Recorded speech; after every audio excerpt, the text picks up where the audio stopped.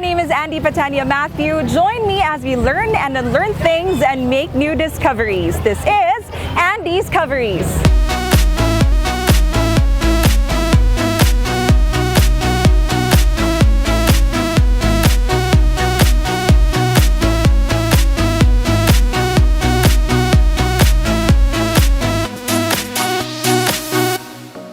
Now over 100 years old, 𝒂𝒏 has been the largest and oldest market in the city of Cebu that has sustained the livelihood of Cebuanos, has been a source of fresh produce, and has ultimately been a colorful and vibrant medley of all types of vendors and goods. Today's episode is a discovery of the recent developments here at 𝒂𝒏 that everyone can enjoy and the things that we can all look forward to in the coming months. Ali, mga arbonta! The name 𝒂𝒏 is said to have originated from the depot where coal was unloaded from the Cebu Railroad, with its location being at the end station of the railway line before. What used to be a dump of carbon waste became a center for commerce and trade, where almost everything is being sold. As they say, name it, carbon markets got it. Vendors do not just see 𝒂𝒏 as a source of livelihood, but as a place that has sustained their families from generation to generation. Ako panggirikanan, antod namatay, ako'y nasunod. Antod, kani akong bana, taga Manila man, narasa ko dili nagpabili paninda. Sumurag inyong kinabuhi, nagtuyok na gits carbon. Oo, dinhi nagyod. Mao na gini nga mo ang panginabuhian jud. The market has seen history unfold, and this time, it will not just be a witness to progress, but will experience it for itself with the ongoing modernization program that is set to be completed in 2025 to 2026. For the first quarter of 2022, 4 major developments have been completed. These include the Santo Niño Chapel built at the Senior Citizens Park, the Interim Building at Unit 2, the finalization of 𝒂𝒏 District's traffic plan, which will be publicized once approved by the City Council's Traffic Committee, and the clearing of Quezon Boulevard, which is now the venue for the 𝒂𝒏 Night Market. The most striking feature of the chapel is its 30-foot Santo Niño statue. You might wonder why it's facing the Mactan Channel. It's intentionally built that way so that it faces towards the direction where the National Shrine of Nuestra Señora de la Regla in Lapu-Lapu City sits, to symbolize the Holy Child facing his mother. The chapel itself covers an area of 300 square meters, and its roof is inspired by both the shape of the Santo Niño's crown and the fluid motion of the Sinulog dance. It can accommodate at least 150 parishioners, where masses are being held every Sunday, Wednesday, and first Friday of the month. Its sacramental and liturgical records are under the Cebu Metropolitan Cathedral, hence, weddings can now be performed here. Along Quezon Boulevard is the Bagsakan, which provides ambulant vendors with proper facilities such as roofing, stall allocations, and other amenities. At night, the whole stretch of the boulevard is converted into a food, retail, and entertainment strip dubbed as the 𝒂𝒏 Night Market.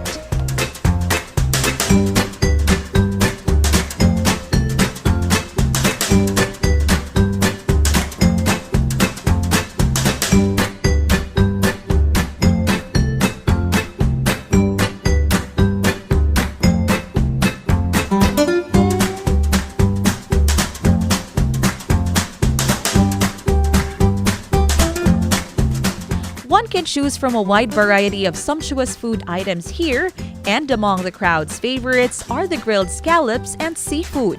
O sa kanang sa bestseller di sa kanang sa 𝒂𝒏 ma'am kay kanang every week ma'am kay kanalinyahan din siya sa mga tao ma'am. And of course, the exotic lansaw, larang, and balbacoa. Sa akong nadunggan man good is mostly jud kasagaran diri sa carbon. Labi kay mga negosyante, mga trabahante, affordable ra kay ni siya para nila kay mo gid ginahan jud nila. Gawas nga pampalig-on, pampakusgan pa jud. Wala sa di siya kanang mga kuan bitaw, klase-klase sa bitaw nga mga herbal. Pero makaingon sa taba nga once you taste it, always wanted. Kaya say mahurot man jud siya. Aside from tatak Cebuano dishes such as lechon and tuslo buwa, Food from other cuisines are also available, such as takoyaki, pizza, and the famous Korean egg drop sandwich. Egg drop composed of bread, especially brioche bread.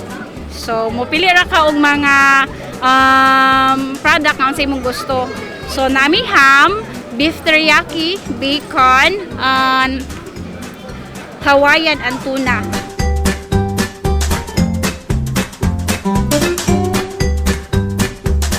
Gusto ko lang ma-experience ang Carbon Night Market kay bago lang ako dito Cebu. From Negros Occidental. So far, how's the experience? Nindot man. Mas maka-enjoy. Nindot diri kaon kay lami ug barato.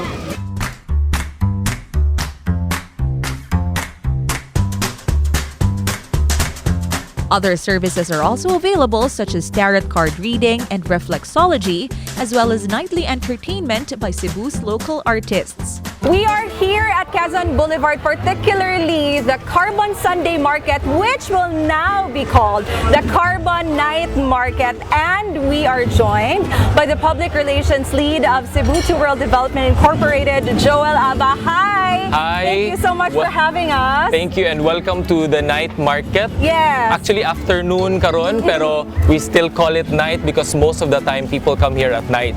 But as early as right now, 5 p.m. or 6 p.m., na tayo mga daghang tao, as you can see, enjoying the view, the sound later, and the food, of course. So Joel, since the launch of this market here at Quezon Boulevard and last May 22, right? This is the first time, the Yes. first Friday that you're actually extending it from Friday to Sunday. Nganong napili man ninyo nga, dili na lang siya himuon every Sunday but from Friday, Saturday, and Sunday as well? Actually, when we launched last May 22, a lot of media really picked it up. A lot of people shared on social media about the beauty of this stretch and the good food. And syempre, families and barkadas get to, not only bond but also enjoy the good food. So daghan kayo nag-share sa social media on Facebook and Instagram. It even trended as one of the hot topics on Facebook. So right after that, the following Sundays, daghan kay nanganhina. And that's the reason why the foot traffic here has been really high since the time we launched this. So that's also the reason why, with the request, the demand of the people, the Cebuanos, mga Carboanos, we extended it to Friday, Saturday, and Sunday. So diyan sa maninyo pag-handpick sa mga vendors or mga stall operators, diri ni-apply ba ni sila or kamo maang ni-invite sa ilaha because they were selling unique and delicious food? Yeah, at first we invited vendors to participate, but lisod man gud kayo kung bag-o pa lang. So as early as April, prior to our grand launching, we already had the soft opening. Atong soft opening, there were 30 vendors who participated. Atong panahon na gamay pa ang sales and foot traffic. So we, through the help of our marketing team, they built it up. And with our comms, sa PR side nako, we also, extended some information to the public. So when it all happened, at first ang vendors nato 30 lang sila, karon 100 na. Wow. In total, and it keeps on. We're receiving more requests day by day to for requests for them to participate and be one of our vendors. So it's really open to all, but of course we're also looking at particular services para naay variety ang ato ang mga services diri nga di magpariha ana and everything. So kung dunay mga SMEs nga nananaw aning atong episode karon and they're interested to display their products here at Carbon Night Market, how would they apply? Unsay process? They can apply through messaging us sa Carbon Market Cebu. So that's our Facebook social media account. So i-like lang nila and they message there. And also that's where you can also find updates about not just Carbon Night Market but also the whole Carbon Market District. So dito nila makita tanan. I think, Joel, also one of the main concerns of those who would love to visit is the parking. If I would want to try it out for the first time myself, asa man ko makapark? So ganina, di ba, nag-parking mo sa viaduct, it's a very small space, but the good news is we are extending that to a mechanical parking.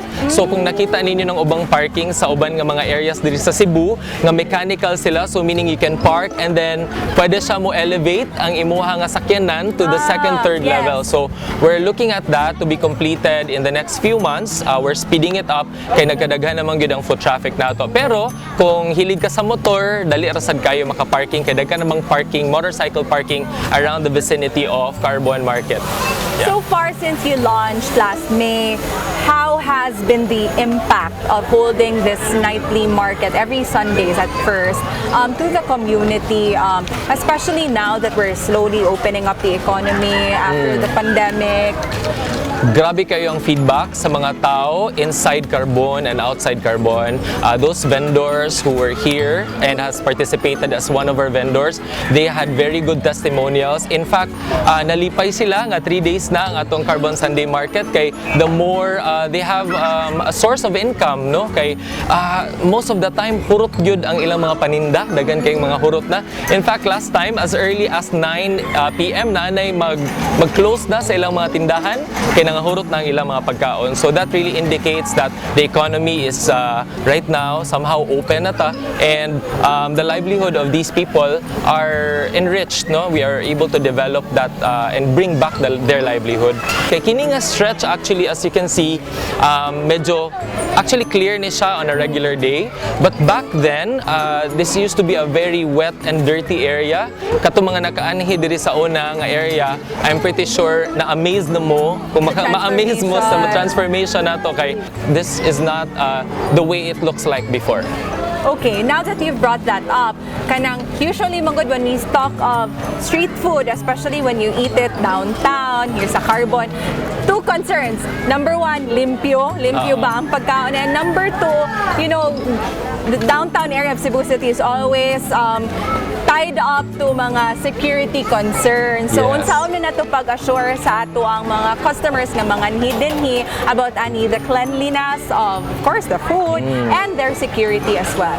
So first is security, no? Kay security nato naaman tay PNP station that we built, actually our government provided diya sa dayon nimong sulod sa the night market. So we already have the police available right anytime. It's just a stone throw away, and we also added extra security from Cebu to World.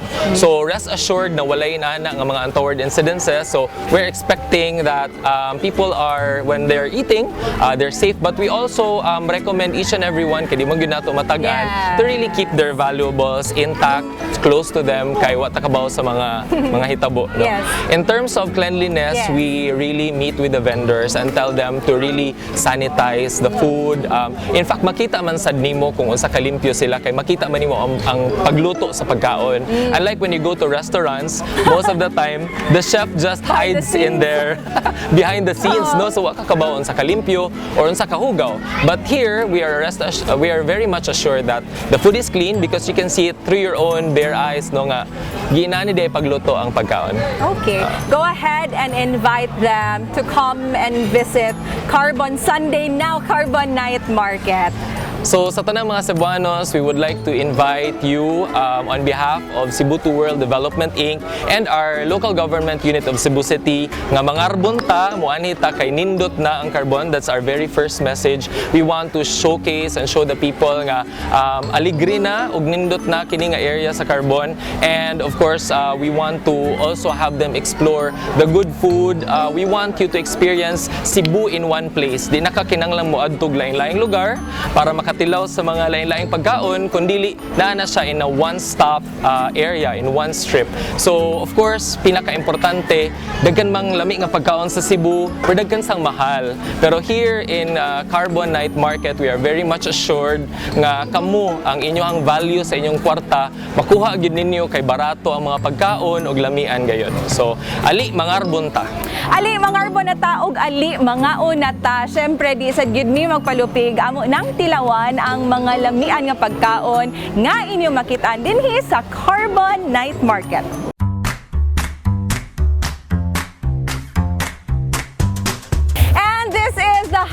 of every Carbon Night Market experience, ang kainan part. We have here lechon, of course, barbecue, doon na sa grilled scallops, and of course, ang paborito sa itong mga kauban sa My TV Cebu, ang lamian nga balbacoa. Alright, are you ready, boys? Ready! Let's eat!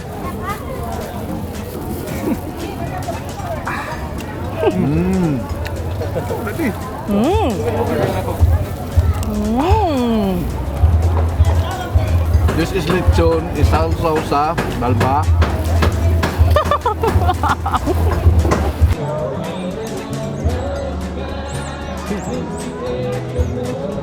Luy ang nga. Nakungit ako, luy ang lalamit mo ba ako? Luy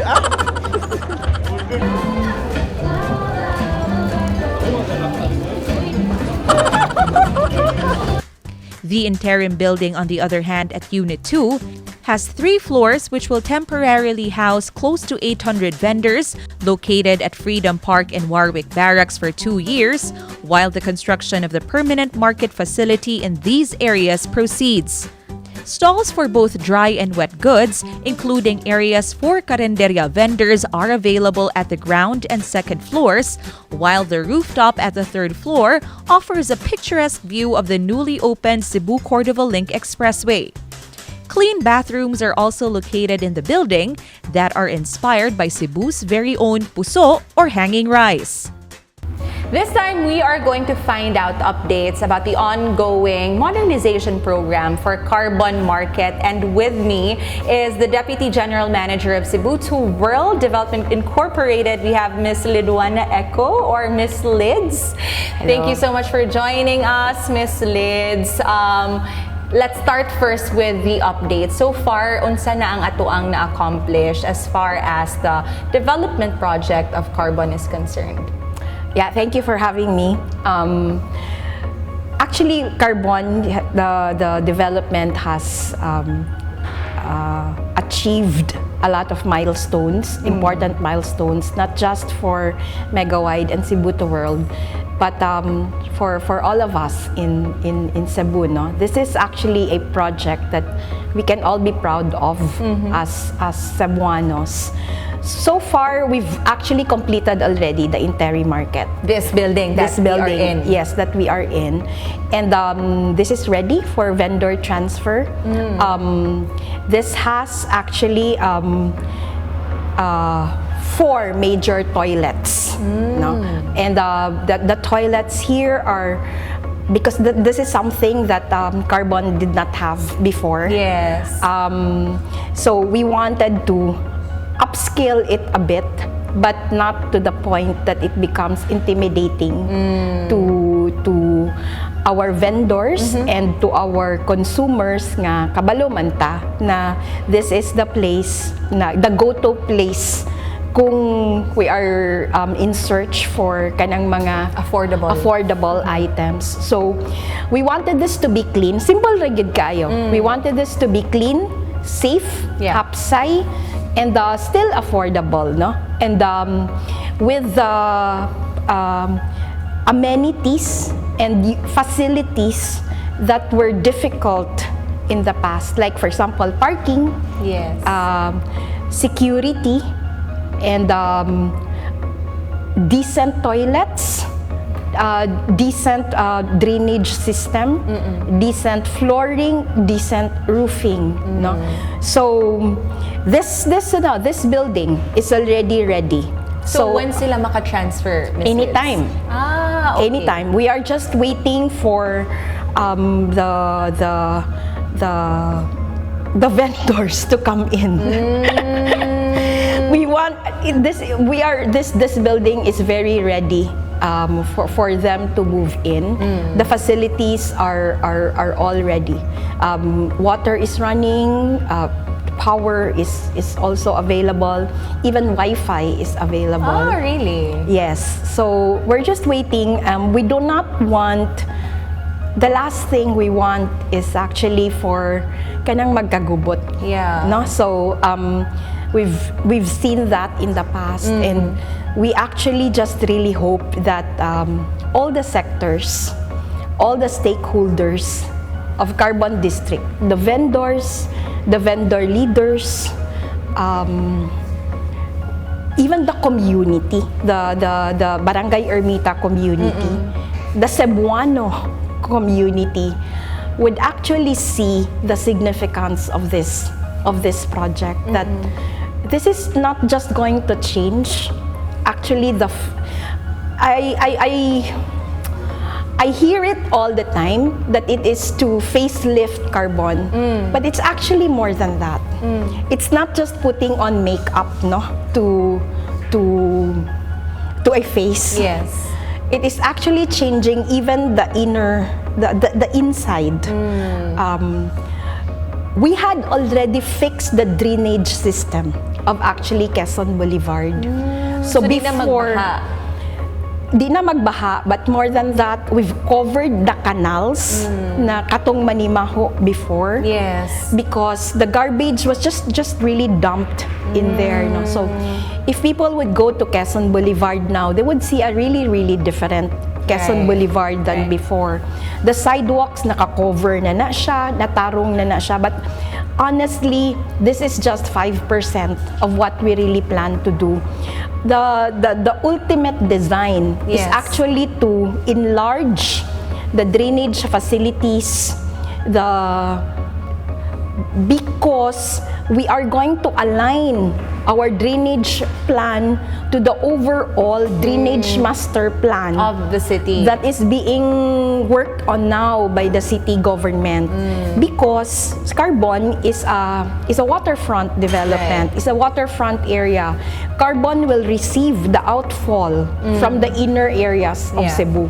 So basically, if we fix the drainage system of Carbon, inner areas like Colon will have a proper drainage outfall through us. So that's the overall plan. And we've actually just at 5%, but of course I am happy that people are seeing the difference. I am happy that people are somehow already feeling the change. But it's really more, our plan is really more than that. We are just at 5-6% pa lang, no? In fact, this building is just an interim building. So, unsay classification? This is a temporary facility to transfer the vendors from Freedom Park and Warwick Barracks to here para makastart ta og construct dito sa Freedom Park and Warwick. That would actually the main public market already. So clarification, Ms. Lids, na wala pa'y tag-iya ang kadaghanan sa mga vacant stalls dinhi or naana? So ngano wa pa man sila namalhin, ma'am? A lot of reasons, no? So actually there are, to be honest, majority of them wanted to transfer already. Majority of them, but you know, kanang hinulatay lang ba na wait and see. Okay. And there is also a small group of people who actually, you know, before elections, Carbon is a politicized project. Yes. Just to shed light na lang gid siguro on the confusion that's been around, like with regards to the rent, Ms. Lids, mumahal ba ang abang sa ato ang mga vendors? Bumubalhin sila sa ato ang bag-o nga mga building facilities compared to their existing rental? You know, the rental per square meter right now is at 850 pesos per square meter per day. And that is enshrined in a market code that is passed by the city council. That's a law. Yes, okay. So mega-wide Cebu to World cannot just increase. Cannot just increase, no? That's why whenever I hear the word privatization, of course, like, okay, to me, mega-wide Cebu to World cannot do anything without the government, without the LGU. Yes. In fact, even the the granting of the lease to a particular vendor. Moagi pa sa city. Wala, Megawide and Cebu to World. Wala mo say. Wala mi say, ana. We do not have that right because it is the market authority, it is the LGU through the market authority has the right to grant the right to lease a particular stall. So it's really not privatization because wala say. So now that we've already shed light on that matter, let's talk about again. So this is the interim building. Unsa may classification sa mga vendors nga dinhi ninyo ipahimutan? Because we've seen the signs, we've seen fruit and vegetables, flowers, there's katong mga karinderya nga stall. So mostly ang dry goods ni sila diri, Miss Lids? All of them. This building will accommodate all the regular vendors and the ambulant vendors of Freedom Park and Warwick. Okay. So, ang classification ng fruits and vegetables, rice and corn, general merchandise, all of that is nakabase na siya sa count of the existing vendors of Freedom Park and Warwick. So we got that list from Market Operations Division. Okay. And we designed it in such a way that all the vendors have spaces.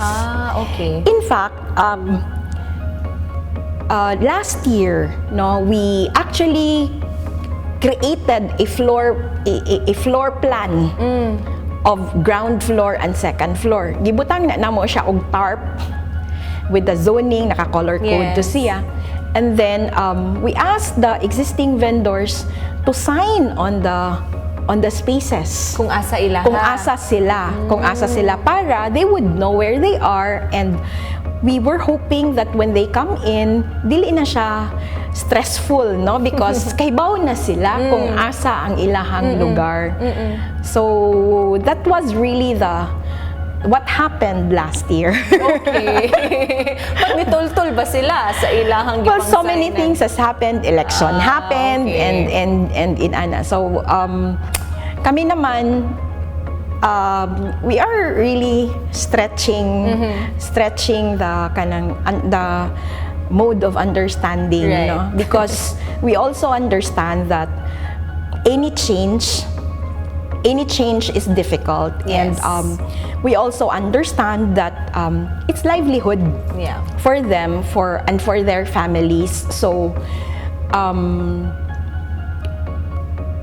in all honesty, we are really putting all the plans. We really planned everything to really accommodate everyone, and to have as little change as possible. If there is change, it is for the improvement of everyone. So, ako personally, I'm just really hoping that this project will be understood and appreciated, and less politicized, less negativity. Because I'm telling my team, it's difficult now, but 5 years down the road, we will look back at this time with a lot of pride, that this is something that we did, not just for Carbon, but to the Cebuano community as well. Personally, I'm even telling my team, it would have been really, really nice if one of these days, all the employees in this office, taga-Carbon. Yeah. At least it's really being run by the community. Yeah. And they would find decent work here. Right. They would find decent education. They would find decent people to work with. They would find decent livelihood, here. So it's basically something that's really, really important, and it would really change the environment ba. So I'm really hoping that this gets the support. Sige lang, hinay-hinay. Kumbaga, marag labor pains pa ni I know. as of the moment. But let's talk about, we already have the interim building. So this is phase 1? Is this part of phase 1? It's not even phase 1. Oh, This is Kuwan ba ni siya, introduction pa ni siya. Okay, so preamble pa ni siya. preamble. So ang na-complete na is Interim Building and the Santo Niño Chapel sa Senior Citizens Park. So that's the accomplishment so the accomplishment. far. But actually the biggest accomplishment is to actually clean up Quezon Boulevard. That's something you can talk of buildings and parks and that, but to me as an urban planner the biggest accomplishment is actually the cleanup of Quezon Boulevard. You know, when I first came here, April of 2021, that's my first days of being part of Carbon. Kining Quezon Boulevard magsagol dinhi ang Hugaw. Kanal na siya sa kilid. And then side park, puro na siya cars on both sides. Magsagol ang wing van, ang kanang cargos, kanang cargo vehicles, multi-cabs, karumatas, bicycles, e-trikes, magsagol na siya diha. Murago na joy kaagian nga space. And we actually Quezon Boulevard is a 20-meter wide road but you cannot feel it. In fact, my car, daghan na kayo na siya mga gas-gas before kanang any kind of gas-gas, no, it's there. Actually, we have a funny experience as we were driving here. I think this is around last year. Nami kasugat nga multicab, wala na siya kaagian sugian sa literally ang multicab gikarga siya para lang makaagimi. Yes. That's so real. mo ni ang inyuhang major kanang let's say accomplishment. So far, if I could roll call everything, the Interim Building, the Senior Citizens Park turned Santo Niño Chapel, and then the cleaning up of the Quezon Boulevard, which is now Carbon Sunday Market. Carbon Sunday Market. Night market na karon kay we have Friday, Saturday, and Sunday. If you could just like briefly walk us through the things that we are going to expect for the next, kano sa man target completion date na to sa tibuok project, Ms. Liz? About 5 years. 5 We're years from hoping to finish everything in 5 years. And you know, Megawai, di ba? Natulog lang ka, then suddenly na airport, di ba? So they were also telling us the same thing, no? Na natulog lang may nagka-Odette pa, and then suddenly na Santo Niño Park and Chapel. The edge there is actually, we are also a construction company, no? So that's why we can get things done very, very fast. So this is in 2025, 2026. 2025 to 2026. Sige, so what are the major highlights lang? Kaya I know nga, if ato siyang tagsa-tagsaon og detail mo, maabtan tag-ugma. But just the highlights lang para ma-excite sa gid ang ato ang mga, not just locals, but tourists, di ba? By August also, we will already have mechanical parking structures here in Carbon so that it would not be hard to find parking spaces, no? So, kana sad siya, that's actually something interim, temporary. By September, we will now open Puso Village, no? So that's right in front. That's right across Senior Citizens Park and Chapel. So kanang gi-construct karon. That's going to be opened in September. So you will see a structure there that really looks like Puso, no? So that may makita na to diha, Ms. Liz. It's all about Cebu's best. No, so but affordable. And then we will also have a tambayan place. It's tambayan. So we have about 380 stalls. That's already fully leased out as we speak. So this is the next Congratulations to the team. This is the next highlight for the year 2022 in September. In September, we will open Puso Village. So we haven't had teasers on that, but in the next few days, we will come up with teasers. Actually, simple lang. 3 things na infrastructure that we actually plan to achieve in Carbon, no? One is the traffic flow that includes parking, security, and drainage. So those are the things na dili kaayo siya tangible, but it actually matters a lot in any development. It's not just the brick and mortar of a building. It's actually the interior, the infrastructure, and at the same time the change values and the lifestyle of the community. Okay. These are really exciting things that are worth looking forward to, Miss Lids. And hopefully, dili na siya ma-cloud by other negative issues that might be raised. So just to wrap things up, if there's something that you'd like to tell the audience, members who are watching this right now, just to assure them that with all of these projects that we have in mind, you are also looking at the best interests of everyone and not just a specific group of people. How would you assure them na kanang everyone is included as we move forward? Yeah, thank you. I think action speaks louder than words at the end of the day. And we have assured this over and over again. We talked to the vendors, we consulted with them even before we started the project. We faced the city council several times. And we had been saying the same thing over and over again because that's the truth. No vendor will ever be displaced. That was actually our commitment to the city because the city also demanded it from us, because we are one with the city, and I'm very, very thankful that all of this happened because of the partnership with the very healthy partnership with the Cebu City government. Action speaks louder than words. We have talked to the vendors themselves. They can look at our master plan. They can look at our plans. They can look at the list of vendors, and all the vendors are listed there. So there was one I think there was one interview with Ms. Raquel Arce, the MOD,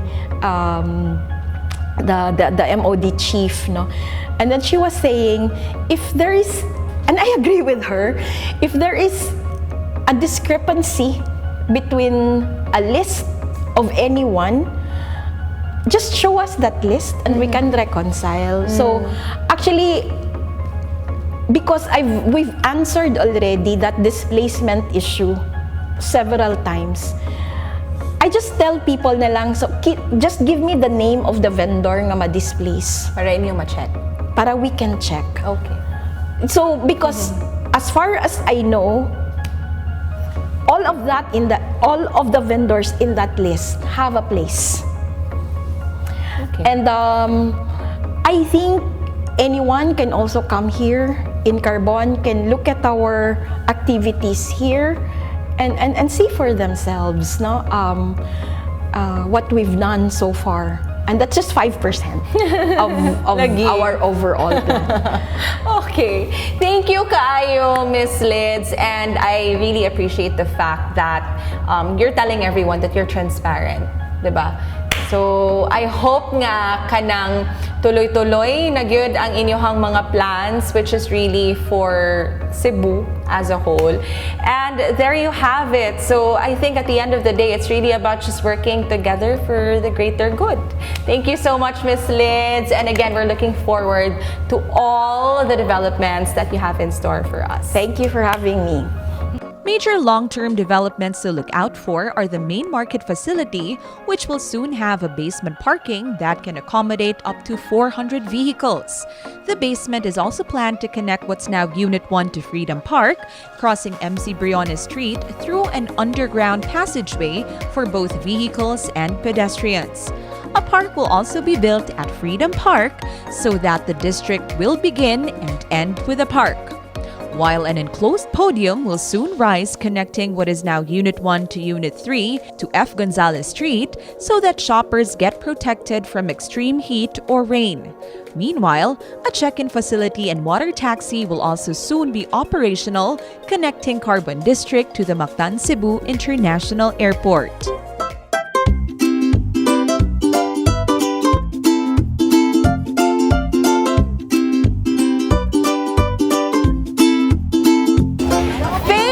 Food, fellowship, and fun.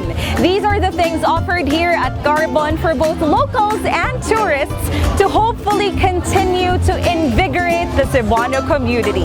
This has been Andi for 𝒍𝒐𝒻𝒂.